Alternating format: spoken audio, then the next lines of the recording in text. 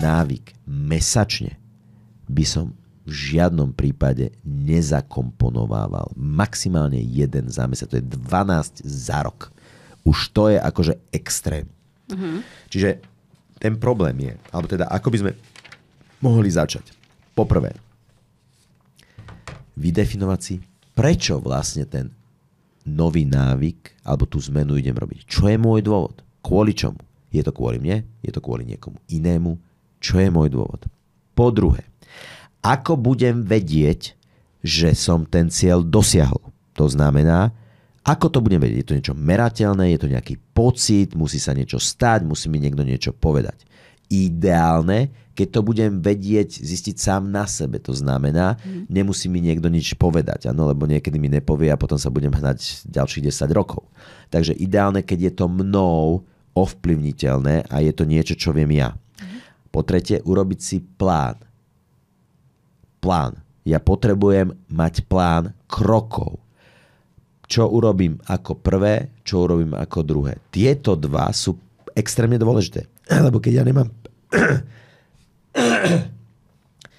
ja nemám prvý krok definovaný, tak ani nezačnem. Môžem mať aj tú tašku kúpenú s tými vecami, ale nezačnem. To znamená, musím mať prvý krok. Ak je prvým krokom to, že pôjdem si kúpiť športové oblečenie, OK. Čo bude druhý? Čo bude tretí? A hlavne, kedy? Kedy s tým začnem? Dnes, zajtra, pozajtra. A potom ďalší krok je, že začnem.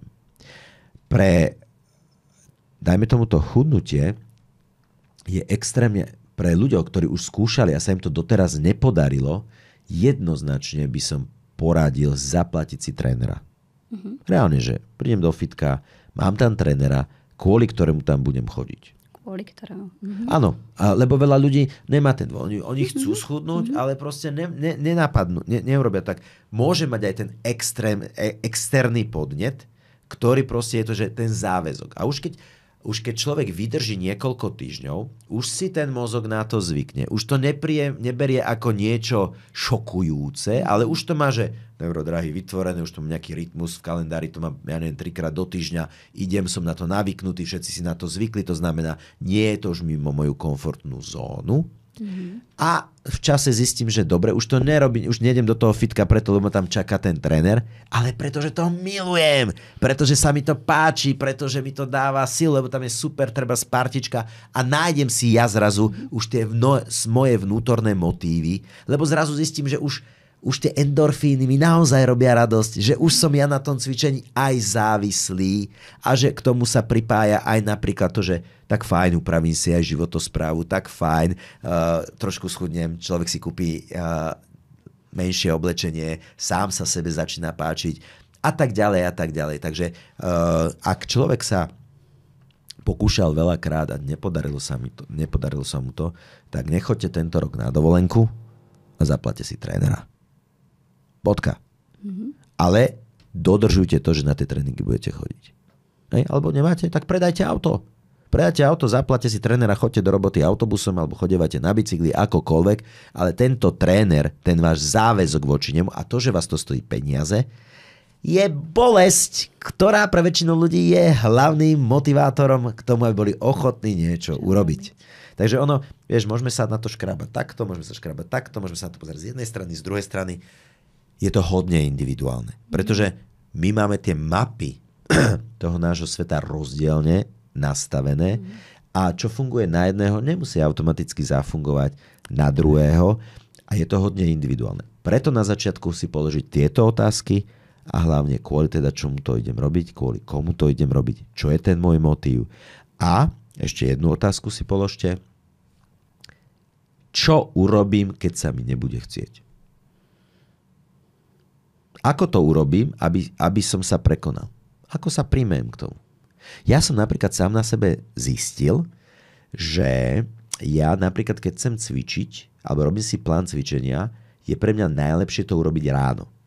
Že idem cvičiť ráno. Alebo také tie najťažšie balvany, ktoré sa týkajú mňa, urobiť si ráno. Prečo? Lebo nie vždy sa ten deň vyvinie ako chceme. Nie vždy prídeme z práce vtedy, kedy chceme. Proste telefonát, zostaneme dlhšie v práci, možno musíme z niečo nakúpiť. Človek sa niekde zamoce a namiesto o 6:00 prídem z práce o 8:00 a teraz chcem sa venovať aj rodine, tým pádom človek tam prehodnocuje na úrovni hodnot. Že teda, tak ja dám seba do úzadia a budem sa venovať tu deťom alebo partnerovi a tak ďalej a tak ďalej. A zrazu idem ja nabok. Toto spravím 2-3 krát do týždňa a zrazu môj celotýždenný tréning je fuč. A zrazu človek povie, no nezvládol som to. A loser ti ešte v tom pomôže. Vidíš, za nič nestojíš, zase si to nedokázal. Takže ako keby tú činnosť, tú zmenu, ktorú my chceme urobiť alebo zakomponovať do nášho života, robíme všetko preto, aby to bola prvá činnosť v dni, ktorú ideme robiť. Keď ešte máme tú energiu, máme to úsilie. A dobrá vec, keď to je úplne niečo nové, čo sme doteraz nerobili a ideme vytvoriť nový návyk, tak je dobré, keď ten nový návyk zavesíme za nejakú činnosť, ktorú bežne robíme. To znamená, napríklad chcem začať čítať knihu. Výborne. Začnem čítať knihu hneď potom, ako vypnem budík. Alebo začnem čítať knihu hneď, ako prídem z vecka.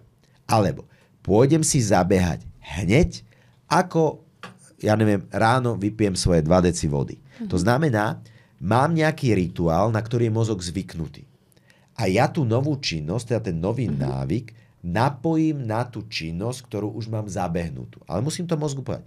Keď dokončím toto, idem robiť toto. To znamená, keď si umiem zuby, pôjdem spraviť toto. Keď sa napijem vody ráno, pôjdem urobiť toto. A pre mozog je to veľmi jednoduché, lebo sa to pre neho zrazu stáva prirodzená súčasť niečoho, čo už ja vlastne štandardne robím. Takže takto viem ja okabatiť ten svoj mozog, ako do toho svojho života viem zakomponovať tú novú zmenu alebo nový návyk. Super, úplne s tebou súhlasím, pretože napríklad, či som to ja napríklad správne pochopila, keď môjim cieľom je menej jesť, tak do toho, keď jem, zakomponujem nový rituál, že budem, ja neviem, prežúvať 30 krát. A tým pádom môže sa stať, že samozrejme zjem toho menej, lebo to stojí nejakú energiu. Alebo, ja neviem, dlho pozerám telku večer, tak si nastavím budík a skrátim ten čas a pôjdem si potom prečítať napríklad tú knihu. Takže áno, toto je fantastická rada, takže toto je určite veľmi dôležité, s tebou súhlasím. A keď sa ešte vrátim k tej energii, lebo to si veľmi dobre povedal, pretože na začiatku dňa ešte máme tú energiu, ale už na konci dňa tú energiu presne na také dôležité veci nemáme. Ja som sa s tým veľmi často stretávala aj keď som viedla ľudí a viedla obchodníkov a viedla manažerov. Tak na začiatku to bolo o tom, že tak ráno všetko možné si porobím a všetky také nepodstatné a veď potom na neskôr si to nechám a človek potom zistil, že to už neskôr na to nebola na to energia. A na konci dňa proste tá hlavná, najväčšia činnosť, ktorá mu mala ako keby priniesť najväčšie výsledky, tak nebola urobená. No ale ja by som sa ešte vrátila k tej zmene v súvislosti s tým, ako si ty naznačil, že tuto máme toho čertíka, alebo jak to nazvať, alebo 2 psov, jedného zlého a dobrého a toho, koho krmíme, ten rastie. Že ako my pristupujeme k tomu, keď sa nám niečo nepodarí. Že my začneme a zrazu príde taký nejaký sabotérik a zistíme, že asi neviem, ako ďalej, čo vlastne idem robiť a presne sa stane to, že idem späť alebo prestanem. Presne, buď deštruktívne alebo tvorivo. Buď používame toho nášho lúzera alebo toho nášho víťaza. Deštruktívny prístup je prístup, kde ja spustím. Aha, zase to nedokázal. Kúkaj, za hovno stojíš. Ahoj. Zase to je o ničom. Celé si to zbabral, je to tvoja chyba, zase si zlyhal. To je ten lúzer, to je ten čertík. Ten aniel, keď ho mám tak nastavený, alebo ten víťaz v sebe, ti povie, nevadí, ideme znova. Zvládneš to. Máš na to. Dokážeš to. Pretože nie je to o tom, čo sa nám stane v živote. Ale náš život sa rozhoduje v momente, keď sa niečo stane, aký postoj my k tomu zaujmeme, k tomu, čo sa stalo. Takže je úplne v poriadku, že nám niečo nevíde. Najúspešnejší ľudia, s ktorými keď pracujem, akože naozaj pracujem s extrémne úspešnými, aj bohatými ľuďmi. A oni Nie sú nič múdrejší, ani šikovnejší, ani inteligentnejší.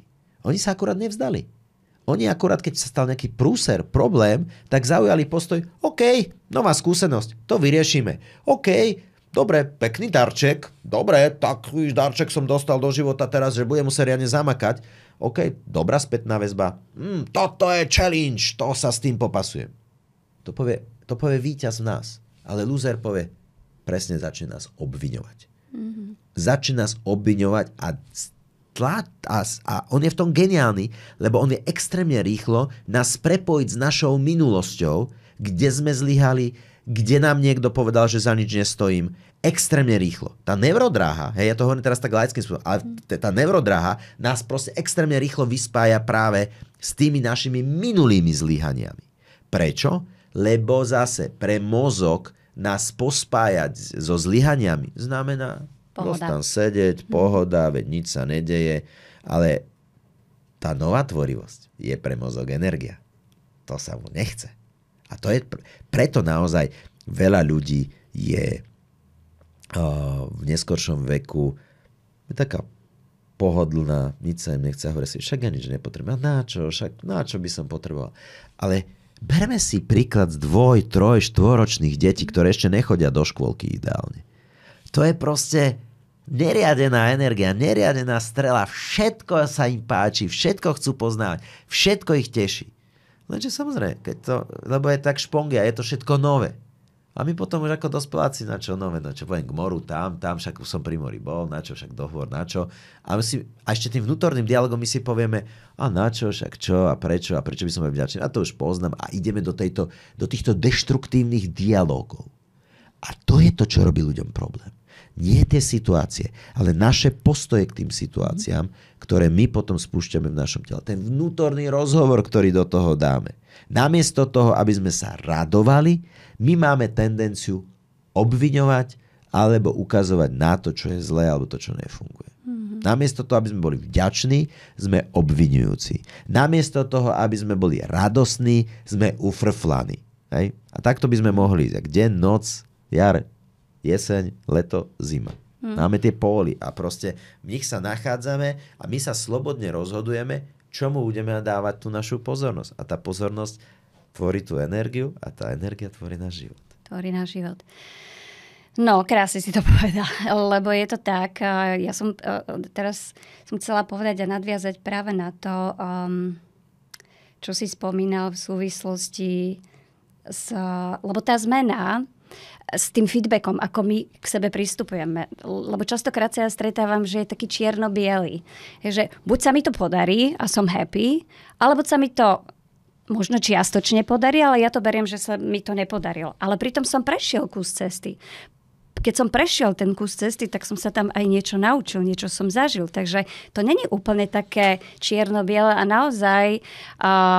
milé žienky, ale teda nielen žienky, určite sa treba oceniť, lebo sme začali, minimálne sme sa rozhodli, samozrejme sme preto aj niečo urobili a keď nás v tom ešte to okolie podporí, tak to bude stav ideál. A samozrejme tam ešte do toho vstupujú viaceré faktory pretože tá zmena môže byť niekedy pokus omyl.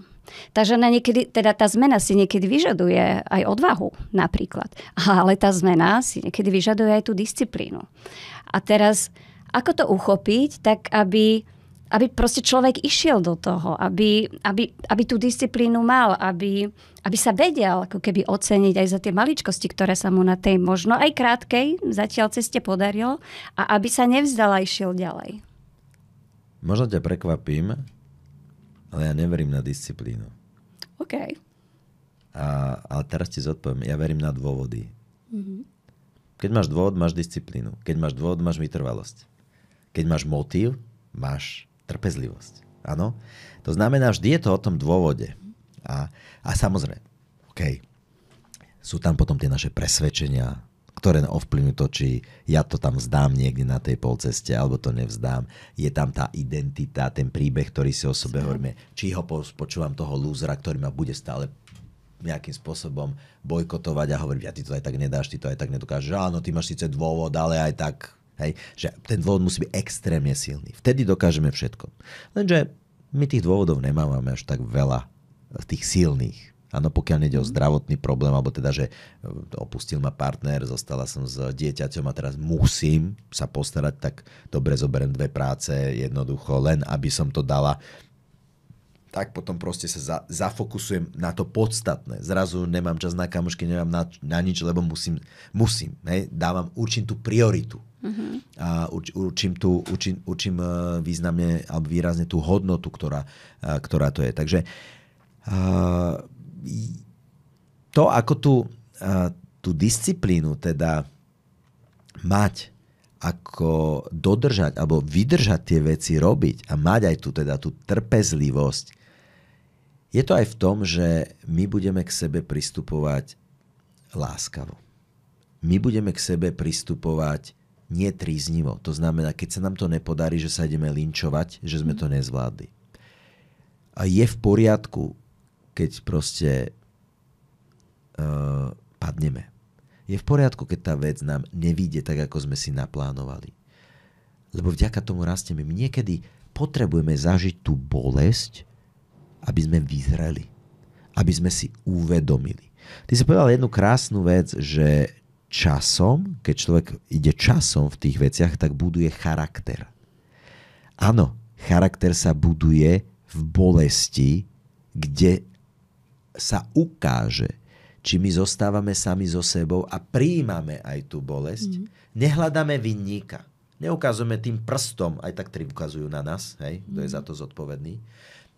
Ale to neznamená, že ja teraz sa idem linčovať a zbičovať. Pozor, to je veľmi tenký ľad medzi tým, lebo sú určití ľudia, ktorí to otočia na seba. Ja som zlyhal, ja za nič nestojím, nič som neviem. To ja nehovorím o tomto, že prijímam zodpovednosť. Prijímam zodpovednosť o tom, že OK, uvedomujem si, že som to neurobil správne, alebo že to proste že som zlyhal v tomto momente. Ale problém je zostať ležať. Problém je sa v tom utápať do konca svojho života. To je problém, ktorý ľuďom robí problém. Ale prijať to a povedať, OK, urobil som to. A zoberiem aj tú zodpovednosť, aj tie následky za to. Je to v poriadku. Ale vďaka tomu, poviem si, vďaka tomuto som zosilnil. Vďaka tomuto teraz v tomto momente rastiem. Je to pre mňa spätná väzba. Možno je to dokonca dar od Boha, lebo Boh, keď my sa modlíme k Bohu, aby nám dal odvahu, on nám nedá odvahu, on nám dá situáciu, v ktorej sa vytrenujeme byť odvážni. Hej? Boh nám nedá peniaze, on nám dá situácie, kde sa naučíme možno inak hospodáriť s peniazmi. A možno prídeme o peniaze, aby sme sa poučili, že mám inak s tými peniazmi narábať, inak s nimi hospodáriť. My totiž to chceme len koncový stav. My chceme len ten koncový výsledok. Ale my si neuvedomujeme, že ten život je tá cesta. Že je ten prítomný okamih, ktorý sa deje teraz v tomto momente a vďaka tomu budujeme svoj charakter. Vďaka tomu sa stávame tým, kým sme. Lebo to, čo chceme do budúcnosti, je ilúzia. My sa ženieme v mnohých prípadoch za ilúziou. Chcem mať princa na bielom koni, chcem mať také auto, chcem mať také toto. Áno, je to dobrý motív. Ale ten život sa nedeje v budúcnosti. My dnes ale zasievame semienka pre tú našu budúcnosť.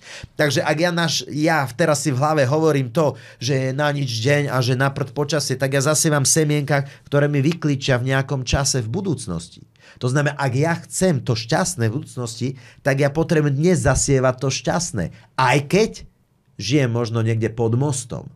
Lebo to, že žijem dnes pod mostom, sú plody semienok, ktoré som zasadil niekde v minulosti. A ak ja chcem zbierať plody iné v budúcnosti, musím dnes začať sadiť to, čo chcem zbierať v budúcnosti. Aj keď možno nemám na to podmienky, aj keď možno všetko je na nič, celý svet je proti mne, potrebujem prijať to a povedať si, a stačilo. A od tohto momentu nie iní sa majú zmeniť. Nie môj chlap ma má spraviť šťastnou. Nie moje deti ma majú spraviť šťastnou. Ale ja vo svojom živote prijímam to. Ďakujem za môj doterajší život. Nie vo výčitkách. Nebudem vyčítať môjmu otcovi, že pred 40 rokmi sa voči mne správal tak, ako sa správal, alebo opustil moju mamu. Ale poďakujem za to, že mi dal život aspoň za tú jednu vec. A to je pravda, to je jednoducho nepopierateľné. Aj keby neurobil nič iné, bol to najhorší tatko na svete, bez neho by proste tá žena alebo to dieťa na svete nebol. A to stojí za to, aby sme boli proste vďační. A keď nechceš byť ako tvoj otec alebo tvoja mama, tak začni robiť veci inak a ukáž, že to vie byť inak. Ale sa rozhodni. To znamená, nech to bolo v minulosti akokoľvek bolestivé, tragické, smutné. Buď vďačný za tú minulosť. Prestaň visieť na tej minulosti. Poďakuj za ňu. Buď na ňu vďačný. Paradoxne, naplň sa pozitívnym postojom, vďačnosťou, láskou, pokorou a teraz sa rozhodni. A preber čo zodpovednosť. idem dnes ja zasievať. Nie je to, čo ti urobil v minulosti. Aký budeš mať dnes deň?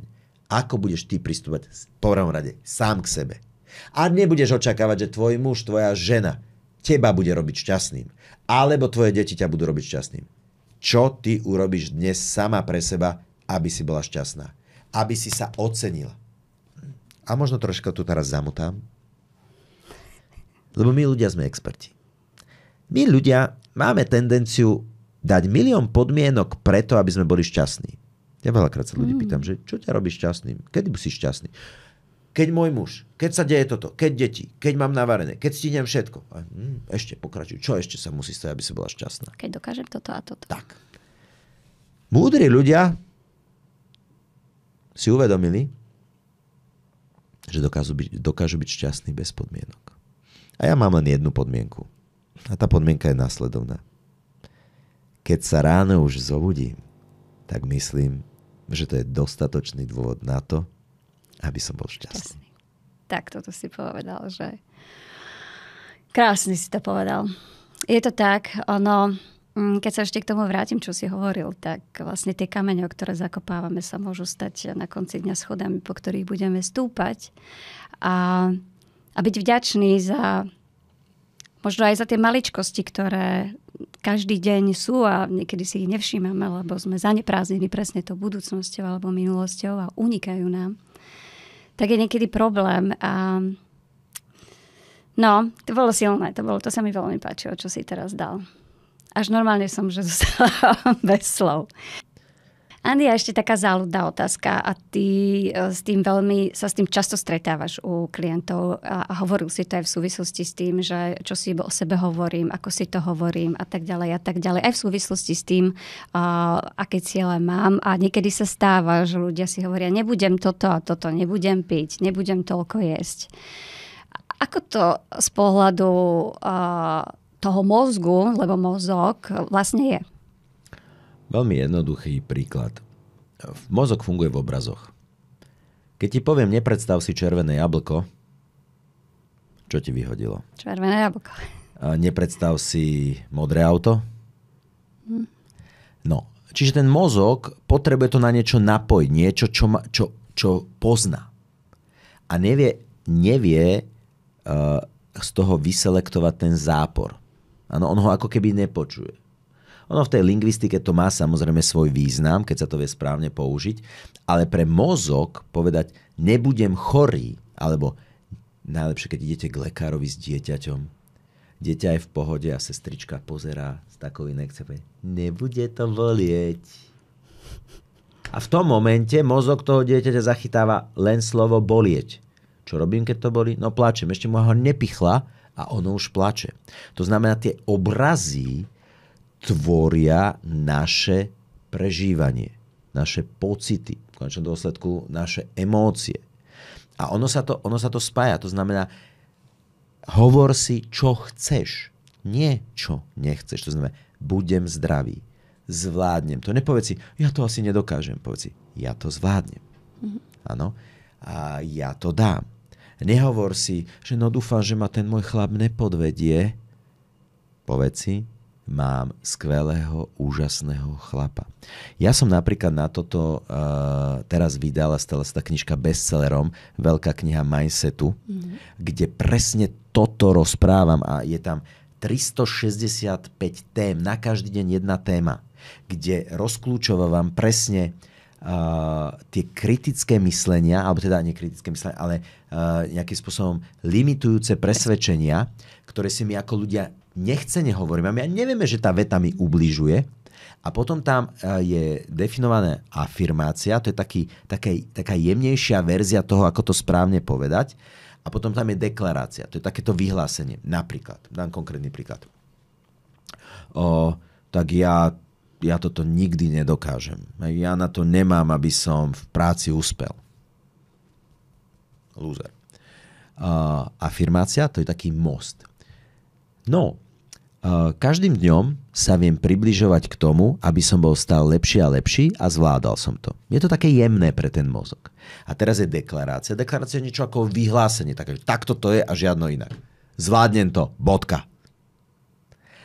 A keď sa naučím ja sám so sebou komunikovať a pracovať aj s tým záporom, alebo ho teda v ideálnom prípade nepoužívať, tak dokážem byť tvorcom svojich vlastných pocitov.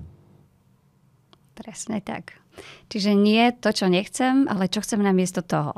Tak. A ideálne, aby to bolo samozrejme pozitívne. Samozrejme pozitívne. Super. Pri otázke ešte, keď sa spýtam ľudí, čo chceš, tak veľakrát ľudia mi povie, čo nechcú. Hej. Čo by si chcel? No ja nechcem, aby ten môj chlap robil toto. Ja sa pýtam, čo by si chcel? No ja nechcem, aby toto. OK, dobre, takže vymenuj, čo nechceš a teraz mi povie, čo chceš. A na to zameraj pozornosť. Lebo mozog nám bude naplňať tie obrazy, ktorými ho krmíme. Lebo mozog. Jak by som to povedala, ale napríklad pri tých zmenách, tak on to vníma ako ohrozenie. A keďže to vníma ako ohrozenie, tak veľmi sa mu nechce ísť do tej zmeny. A ono to súvisí aj s nejakou komfortnou zónou, ktorý si my tak akože radi lebedíme a nechce sa nám ísť. A ja som často aj keby v mojich predchádzajúcich pozíciách používala a dostávala som vyslovene cieľane tých ľudí do nekomfortných zón. Až na konci dňa zistili, že to nie je až také zlé, že to museli vyskúšať. Ako ty vnímaš komfortnú zónu? Alebo čo by si poradil v tejto súvislosti? No, mohol by som o tom rozprávať hodiny, ale dám jeden taký krásny príklad. Komfortná zóna nie je zlá. Pozor, ona nie je zlá. My ju milujeme, áno. Ale ona v čase, keď my zostaneme dlhodobo v čase, tak dostávame sa do problému, kde môže byť depresia, frustrácia a absolútna vyhoretie, nespokojnosť. My jednoducho, ja to o chvíľku vysvetlím, my jednoducho chceme mať komfortnú zónu, ale v koncovom dôsledku ona nám blíži. A teraz poviem prečo. Totižto. Prečo sa nám nechce z komfortnej zóny? Pretože za komfortnou zónou je zóna strachu. Neviem, či to zvládnem, neviem, či to dokážem, neviem, či sa mi to podarí. Keď sa mi to nepodarí, berie to väčšina ľudí ako zlyhanie. To znamená, triznia zase sami seba, že za nič nestoja. Preto sa ani radšej nepokúsia a zostávajú v komfortnej zóne. Dobre. Keď prejdem cez komfortnú zónu a teda vstúpim do zóny strachu, musím sa s tým nejako popasovať. Ale dobre. Ale aj to ešte človek nevyhral. Prečo? Lebo za zónou strachu je zóna učenia. A ja sa musím učiť. A to je to, čo odo mňa vyžaduje nejakú tú opakovateľnú činnosť, čo vyžaduje samozrejme nejaký ten čas. Za zónou učenia je zóna rastu. To znamená, tie prvé výsledky začínam vnímať až po niekoľkých týždňoch. Nie hneď. Lenže do zóny rastu sa väčšina ľudí nedostane. Áno, lebo. A vieš, čo je za zónou rastu? Zóna úspechu. Dosiahol som ten cieľ. A teraz dostávame to, čo sa nebude páčiť. Jedného pekného dňa naša zóna úspechu nám zovšedne a stane sa komfortnou zónou. A my začíname od znova. Ale sme sa z niečo naučili nové v tom živote a ideme ďalej a ideme sa učiť zase niečo nové. Neskončí to nikdy. Čím skôr my príjmeme do svojho života vlastne, nie že idem prekonávať komfortnú zónu a teraz sa musím do toho siliť, ale zoberme si vzorec. Mojím životným štýlom je prekonávať komfortnú zónu. Mojím životným štýlom je sa zlepšovať. Mojím životným štýlom je učiť sa nové veci. To už nie je komfortné. Chápeme sa? Mozog, nemusím teraz niečo prekonať. A pritom to robím. Mojím životným štýlom je učiť sa stále nové veci. To znamená, budeš prekonávať komfortnú zónu. Chápeme sa? Čiže ty vieš hrať tú vnútornú hru s tým mozgom tak, aby si ho trošku tak okabátil a on sa necítil v tom nepríjemne, ale cítil sa v tom príjemne a zrazu on je byť pre teba úžasným pomocníkom. To znamená tak, že činnosť, ktorú si neznášal, vieš zrazu milovať. A to reálne ide.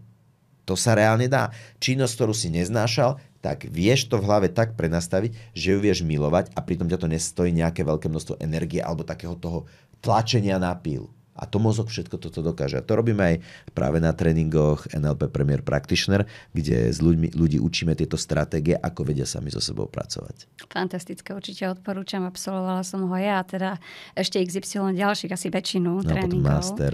Áno. A v tej súvislosti s tou komfortnou zónou, tak jak si povedala, ak som to správne pochopila, tak ako keby je potrebné si povedať iný príbeh, alebo si to prerámcovať to, ako čo vlastne, aby to nebolo o tom tlaku a o tom, že idem tu teraz akože do nekomfortnej zóny a idem tu dávať nejaký výkon, ale si to len preformulujem tak, aby ten mozog to prijal ako nie hrozbu, ale niečo zvládnutelné, niečo, čo v podstate zvládne v pohode. Je to hodne individuálne. Pre niekoho tlak je veľmi dobrý na začiatok. Áno, lenže na tlak a bolesť si vieme zvyknúť a potom sme voči tomu otupeli a nebudeme v tom pokračovať. Čiže najlepšie motivačné faktory a dlhodobé sú pozitívne. To znamená, čo pozitívne tvorím, čo pozitívne prinášam, kam ma to nejakým spôsobom posúva a dostáva. Takže tá komfortná zóna zase, mám dôvod, idem. Nemám dôvod, nejdem.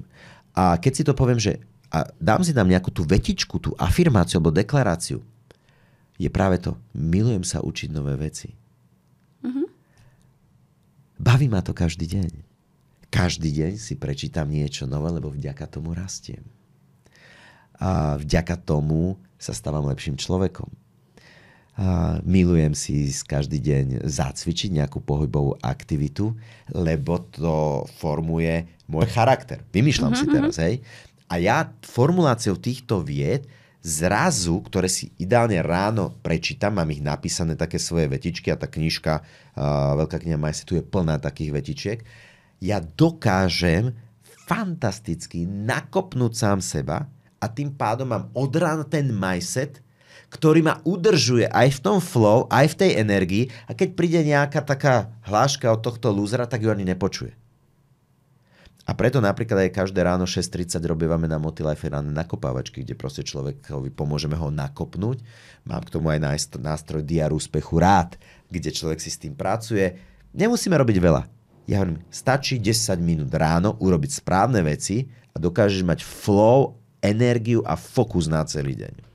To s tebou úplne súhlasím. Ráno robí deň a tam to začína, niekedy aj končí, žiaľ Bohu. A niekto zostane zamrznutý pri telefóne a scrollovaní až do 11. 12. a pomaly deň je za nami. A zmena musí mať význam. A ja by som sa ťa chcela opýtať, že akú ty si urobil najväčšiu zmenu, ktorá mala pre teba význam v živote? Je to veľmi ťažko povedať, pretože každá etapa v mojom živote prinášala nejakú zmenu. Ale asi jedna taká samozrejme obrovská zmena, ktorá mala pre mňa obrovský význam, bola, že som sa oženil, že sa mi narodili deti. Že som napriek tomu, že som študoval fakultu telesnej výchovy a športu, som išiel podnikať vo finančníctve. Pôsobil som v ňom 15 rokov. Potom veľká zmena v mojom živote bola, že po 15 rokoch som odišiel z finančníctva a založil som Akadémiu Andyho Winsona, to znamená, išiel som zase iným smerom. Takže každá tá etapa, každá tá udalosť alebo zmena mala nejaký ten dosah a ja zmenu, a to je to prerámcovanie, ja zmenu beriem ako jedinú istotu v živote. To znamená, pre mňa zmena je normálna vec, aj keď teda sa aj veľakrát bránim, poviem otvorene, nechce sa mi meniť, lebo mozog, áno. Ale ja som uveril veci, že jediná istota v živote je zmena. A keď sa veci menia, no tak sa menia, tak ich beriem a budem sa zaujmem k tomu postoj, budem k tomu pristupovať iným novým spôsobom. No a takže tá zmena je niečo, čo aj v mojom živote je veľkou súčasťou a taktiež pomerne veľkou zmenou alebo veľkou takou udalosťou v mojom živote bolo to, keď som sa rozviedol a napriek tomu, že som bol z toho extrémne smutný, extrémne ubolený, som pochopil, že aj napriek tej bolesti môžem byť šťastný. A to bolo moje rozhodnutie v danom čase. A dnes som opätovne šťastne ženatý a beriem ten život proste tak, ako mi ten život prináša veci, prináša mi udalosti a som vďačný za každú jednu tú udalosť, ktorú mi život priniesol. Takto pred rokom, teda už to je rok aj nejaké mesiace, som cvičil a som mi utrhol biceps.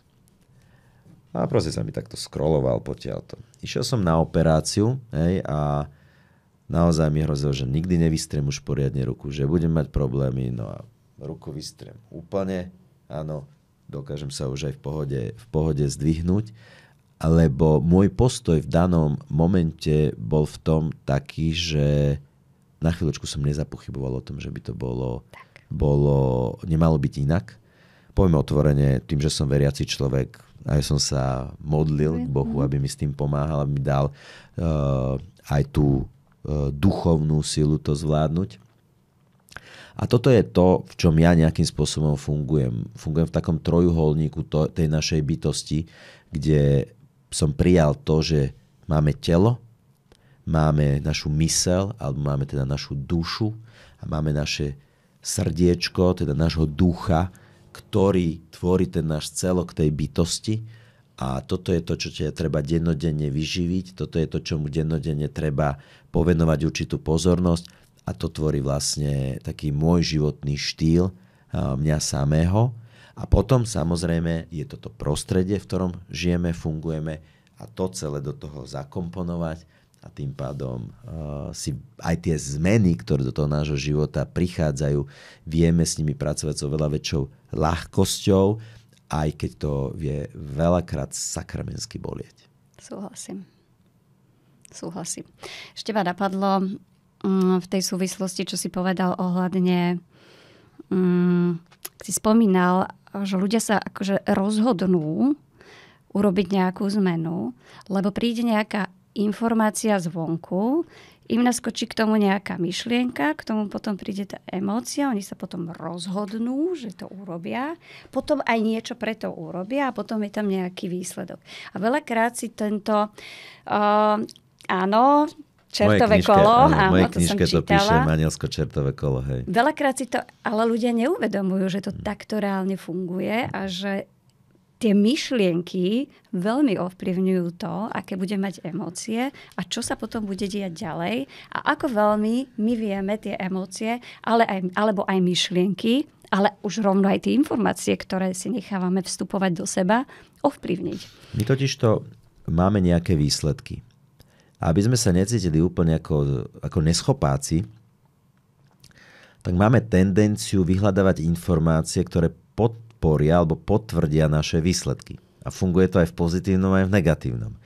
Lenže človek veľakrát stratí potom nad tým kontrolu a dostane sa do toho začarovaného kolečka, z ktorého sa nevždy vedia vymotať. To znamená, príklad, šťastná žena bude vyhľadávať informácie o tom, aký je život krásny, aké vzťahy sú úžasné. Zamilovanú ženu nebudeš počuť o tom, že hovorí, že chlapi sú takí a takí a takí. Áno, a vyhľadáva to, cíti sa dobre, áno a tak ďalej. Priťahuje si to, ide to.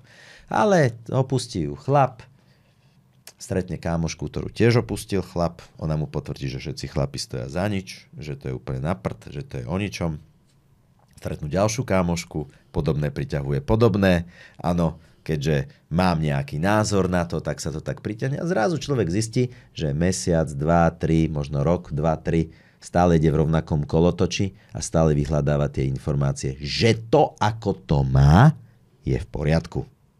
A ja hovorím, že to máte tak, ako to máte, je vaša zodpovednosť a máte možnosť to zmeniť, ak sa vám to nepáči. Ak sa v tom cítite OK, ste v tom šťastní, nič nemente. Akurát na sebe pracujte, lebo to, že ste dnes šťastní, aj tak sa jedného dňa stane vašou komfortnou zónou a môže sa stať, že môžete byť v tom nešťastní. Takže pozor na to. Čiže zábava na celý život, či to niekedy skončí, neskončí to nikdy. tá práca samého so sebou i nás sprevádza celým vlastným životom a preto pracujme na sebe, aby sme náš život aj v neskoršom veku, či v dôchodku, mohli mať plnohodnotný, radosný, aby sme aj v tom dôchodku mali ciele, mali zmysel života a nestali sme sa už len čakateľmi na smrť, ale práve naopak, aby tú životnú skúsenosť, ktorú máme, sme dokázali odovzdávať tým mladším, možno vnúčencom, možno svojim rodinám, ale nie tým vtieravým spôsobom, toto musíš, takto musíš, ale byť pre nich inšpiráciou. Že aj v neskoršom veku vieme byť vitálni, vieme byť vysmiatí, vieme byť sebestační, vieme byť radosní, odliadnúť od toho, či máme peniaze, nemáme peniaze, lebo ten náš postoj k životu robí to, či sme šťastní, alebo sme nešťastní. Amen, dohovorila som. A ja. Tak čo by si povedala tak na záver, že... Choďte do kúpeľne pred zrkadlo. Pozrite sa sama na seba. A povedzte si, že ste tá najúžasnejšia bytosť na svete. Že sa máte rada taká, aká ste. Odliadnúť od toho, čo sa vám kedykoľvek v minulosti stalo. A že sa prijímate taká, aká ste. A že keď sa vám čokoľvek na vás nepáči, alebo chcete inak, tak to môžete zmeniť. Ale nečakajte, že to budú meniť vaše deti, alebo vaša kamarátka, váš manžel, partner. Ale príjmite samu seba taká, aká ste. Áno, ja viem, že mne chlapovi sa to hovorí veľmi ľahko. A že my chlapi to máme inak. Ale nie je okolnosť. Ale tá naša reakcia na tú okolnosť tvorí to, kým sme a kým sa stávame. Ďakujem.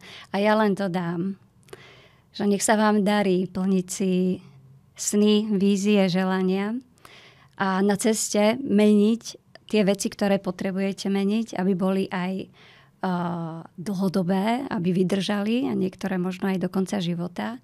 A Andy, tebe veľmi pekne ďakujem. Bolo to pre mňa veľmi inšpiratívne a verím, že ste si to s nami užili a prajem krásny deň. Ďakujem a ja som si to užil. A ďakujem. žite s radosťou.